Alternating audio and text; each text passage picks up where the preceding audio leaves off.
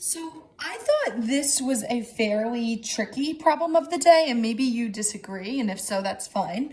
But I had to take a minute to really understand when I looked at this problem, like what is going on. So I see that Mr. Riley's selling baskets, and this is the number sold and per year. Okay, it seems like he sold more the second year, so that's good. This says that he earns $10 on each basket he sells. So this, I think this is what I thought was tricky. This isn't in the graph. Okay, this isn't being shown in this graph. This is just side saying, hey, he sold all these baskets this year and then this year, and every time he did that, he earned $10. So now they want us to use a special kind of form called expanded form to show how much he earns in year 2. So a lot of I think this is this question is, presents some challenges in reading. So for this particular part A, we are not looking at year 1, we are looking at year 2. So our eyes are zoomed in on this. And we're saying, okay, we have to write the amount he earns in year 2. Now, I see he sold this many baskets, but that's not how much he earns because it said that he earned $10 each. So really what you're doing is multiplying this by 10, but they want us doing it in expanded form.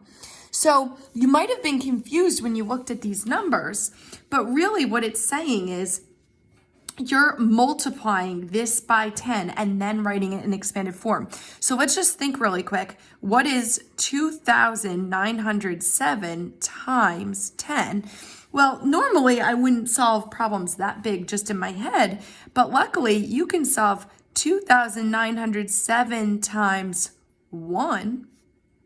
The identity property of multiplication tells us that anything times 1 is just itself. So that equals 2,907, and now we're adding that 0. So my comma is going to change. So technically, I just figured out how much Mr. Riley earns, and I can label that with money. He earns $29,070.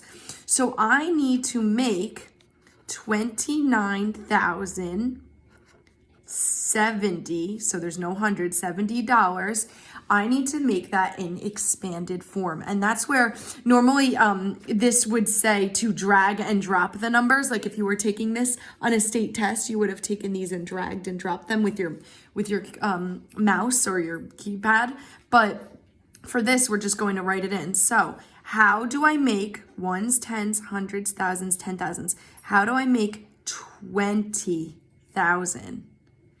That would be 2 times 10,000. So if I'm looking, I kind of just used the 2 and I used the 10,000.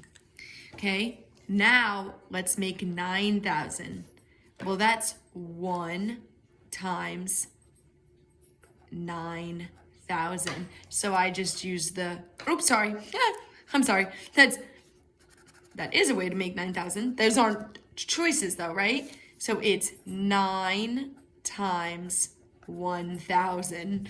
Those choices are up there, and that makes us our 9,000. So far, this made us 20,000.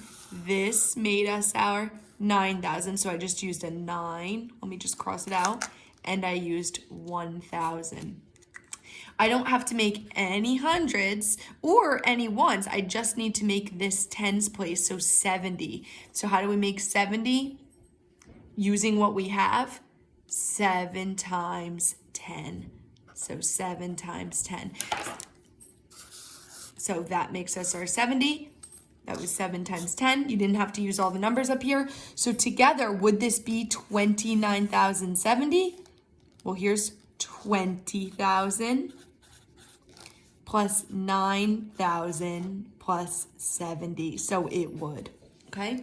So part of, I think, the trickiness in this problem was just wrapping your mind around what the question is asking and how it's set up.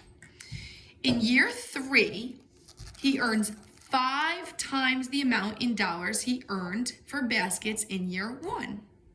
Okay. So in year 1, this is not how much he earns. This is how many he sold. And for every one he sold, he got $10. So how much did he earn this year? You would have to multiply 972 times 10 to figure that out. So 972 times 1 would be 972 with a 0. So this is how much he earns in year 1. And this is saying in year 3, he earns 5 times the amount in dollars. So this is tricky. Okay, so what we're going to do is we're going to take, I might need a scrap piece of paper. I'm running out of room. Okay, we're going to take what he made in year 1. I'm just going to rewrite this just so it's nice and neat. In year 1, he sold 972, and that means we just calculated this. He made or earned 9,720. They said in year 3, he did 5 times as many, or he made 5 times as much. So let's figure out how much he earned. So when I look at this, right away I think, well, why don't I just use standard algorithm? So 9,720 times 5. 5 times 0 is 0. 5 times 2 is 10. 5 times 7 is 35, plus 1 is 36. 5 times 9 is 45, 46, 47, 48. Well, so that means he earned 48,600 in year 3. Let's just make sure what the question's asking though, because that's how much he earned. Let's make sure that they don't want to know how many were sold. So let's just go back and look. He earned, in year 3, he earned 5 times the amount in dollars he earned on his baskets in year 1, okay? Explain how to find the total amount in dollars he earned. Okay, we did that in year 3. Good, okay, so we did that. So now we would just have to explain that. We would say, well, first of all, he sold this many in year 1, and I know for each one he sold, he got $10. So we multiplied it, the amount sold by 10. And when we did that, we got 9,720. If year 3, he made 5 times as much, well, then we had to multiply that by 5. And we used the standard algorithm, okay? So hopefully, so your answer would require some explanation, but your number answer would be 48,600 is how much he earned in year 3.